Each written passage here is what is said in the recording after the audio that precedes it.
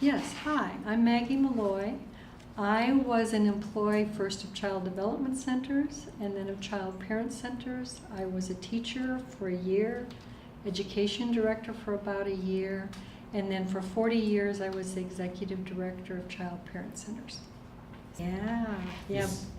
But I do remember when I was interviewed as a potential teacher for Head Start, and it was Child Development Centers, the original delegate agency of the Committee for Economic Opportunity, which was called CEO, is what everybody knew it as. And then they called and offered me the job, and I was just thrilled because I had a degree in early childhood education, and of course very few people wanted anyone in early childhood education in those days. So I went to work as a teacher, and I think my hourly rate was $2.10 an hour. Yes, and I think the co-teachers were $1.81. It was, I mean, we're talking little itty bitty amounts of money. And I worked with Teresa Acevedo was my co-teacher, and then I had Renee Lizarraga was the other co-teacher. We were a full-day program. And I worked there, and at that time there were no performance standards for Head Start. There was a book, one book, that was it. And then there was a lot of turmoil. There was a lot of political maneuvering. Head Start was good money. The schools were part of Head Start as delegate agencies. Child Development Centers is a nonprofit. So anyway, with that, because I had a degree, and at that time no degrees were required. It was competency based, and if you were willing to do the work, then you were probably going to get a shot at it. So because I had a degree, I was quickly promoted beyond my competency and became first the education director. So I taught 2 years. I knew from nothing really, other than I had a great time with children. One of the things Head Start was very strong on from the very beginning is that parents were powerful because they were parents. And that parents were to approve and disapprove who was hired and who was fired. Well, that really didn't fit with the culture of the public schools. And so the public schools then withdrew from providing Head Start services. That money came back to CEO, and with Ron's leadership and CEO's leadership, they decided to delegate all of Head Start in the 5 counties to Child Development Centers, and Child Development Centers became Child Parent Centers at that time. So I applied for the job. Cheryl Petrocious was on the interview team that hired me, and I became the director, knowing really very little about Head Start, other than that it was a federally funded program. It was for children whose parents were at or below the poverty level. That we welcomed all children, and we welcomed all parents, and that we had to scrape and scratch for everything we got. So we were in churches because churches would let us in, and if we paid the utility bill, they wouldn't charge us any rent. And so we were in very humble, very, very humble locations. When CEO then had difficulties in meeting standards and things like that, they went under. And then the question was, well, what will happen to Head Start? Because there had to be a grantee, and we were a delegate agency. So the big decision to be made was, would we apply just to become the grantee for Head Start in Tucson, Pima County? You had to do a county. Or would we do the 5 counties? And we said, oh, it's got to be the 5 counties. Here we are, so tired we can hardly talk, but it's got to be the 5 counties. There's just no other way around it. They cannot break up the 5 counties. And so, of course, we were successful in doing that.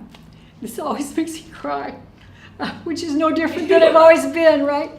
So the most important thing about that was that we needed to be equally good everywhere. That has always mattered.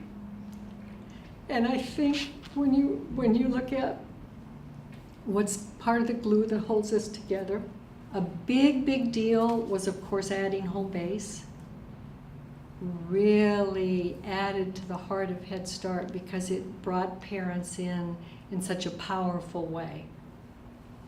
It also, I think, created the foundation for early Head Start in terms of the relationship with the parent. That those were enormously important things. And we had a very strong priority of trying to move everything along, and also for us to get out of churches into permanent facilities. So we made the decision to partner with public schools, not to be inside the school, because then you could be moved, but to have facilities on school campuses so you could collaborate with the school but not be vulnerable to being moved. And that, I think, has turned out to be a good strategy. We gave a lot of time to the Head Start Policy Council, and they gave a lot of time to us. The partnership with the board of directors, inclusive of the Policy Council officers, I think is another strategy that has really grown parents who are also interested in more of the political, administrative side of things. Head Start, when it was reauthorized by Congress, Congress looked at the education levels of Head Start and started to put in education requirements. The CDA credential for teachers was huge deal.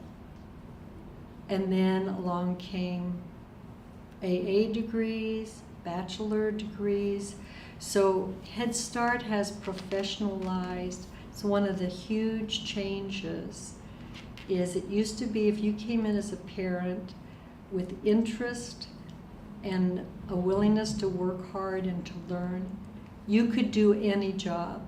Now you also need to add the education, and then you can do any job.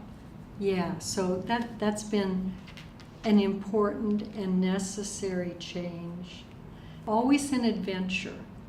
I know in the questions you asked, what were some funny things that happened? I can't think of anything funny that happened. I can think of lots of times we laughed, but it wasn't because it was funny. It was because what else? You're going to cry. If you don't, I mean, it'd be time for school to start and a church would kick us out. Well, that's the first time we had morning and afternoon sessions because we had nowhere for the children to go. So you had a morning session, and then you had the center that got kicked out was always the afternoon center. And so those children were brought in the vans and came to school in the afternoon. And then that became our morning afternoon program. The thing that would be different about us and lots of other Head Start programs, we always used a different teaching team in the morning and in the afternoon because we wanted the children the best. And that was how we knew to get the best, is you needed people who were fresh for the children. So that piece went that way. So that's all there were. There weren't that many in the counties. And so it wasn't until after we became the grantee and they started funding Head Start to grow that we added the others. The practice was always add some rural, add some urban. Even though the urban is big enough that you could neglect the counties, we never chose to do that. It was always important. Yeah. Expansion was, 77. Okay. And that's about the time when we started adding home base. Okay. So what would happen is about once every 2 years, there'd be an expansion proposal, and you could write for it or not. You didn't have to, but if your demographic data said you had the need and you chose to write for it, they would decide whether or not they would fund you. So our practice was we always wrote for it. And one of the reasons we always wrote for it is anybody could write to apply to become a Head Start grantee. So if we wanted to be the Head Start grantee in the 5 counties, we needed to keep on the move. And so we kept growing incrementally because there was expansion money and because even though it was a lot of work, we didn't want anybody else doing it. It's just us could do that work. And so that was another strategy that was successful. So where if you look at the state of Arizona, you'll see in Maricopa County, there's the city of Phoenix, there's Southwest Human Development, there's Maricopa County. I think there's a couple more now as well, Chicanos por la Causa. Those were all competitive Head Starts that were added to Maricopa County and city of Phoenix, where because we were aggressive enough in our expansion and connected with the community, so the community wanted us to do it, then we were successful in being the single grantee in the 5 counties. Yeah, and that was important to us. Yeah. I don't care how hard it was, I'd sooner do it myself. was our attitude. And we all believed it, we all did it. Right. Because we wanted the quality that we had learned, that we had created, and we knew there were issues with Head Start quality and some other grantees. Yeah. Head Start always, you know, you can't be good and not work really hard. That's just how it is. It's really important. And you need to have something important to do if you're going to work that hard. And Head Start was really, really important. So it all made itself work because of the value of children, the support of parents, and that we all like to be part of something important, and that's what we are in Head Start. We're important, yeah. That's beautiful. What I'm grateful for, because Head Start was my career, my life, for a long, long time, and I loved it because I got to work with wonderful people, with a diversity of staff that I never would have if I had been just a preschool teacher in a middle class environment. I never would have had the opportunity to work with Mrs. Dixon and Josie Johnson and Adriana Gomez and Teresa Acevedo and all the people who were like me in their values and very, very different from me in their culture. And we got to collaborate, we got to appreciate each other's strengths and weaknesses, we got to grow each other. It's wonderful. It's part of the magic, really is. Big deals. And we used to talk about you were really Head Start if you had to put your furniture away every weekend. That was the measure. If you were old Head Start, if you really knew about Head Start, it's because you put your furniture away on the weekends. It fit for me. So it's not like I never planned to be executive director of anything. I just kind of fell into it, and then I grew along with Head Start, and everybody else was willing to grow, and so over time we added the competences that we didn't have and just kept with that. You always kept your eye on the prize of quality services for children. Yeah. But I never ever had the sense we would fail. I think because Teresa always had a very clear vision of what was quality for children. If you were a child or a parent, hey, and you knew it. You knew it.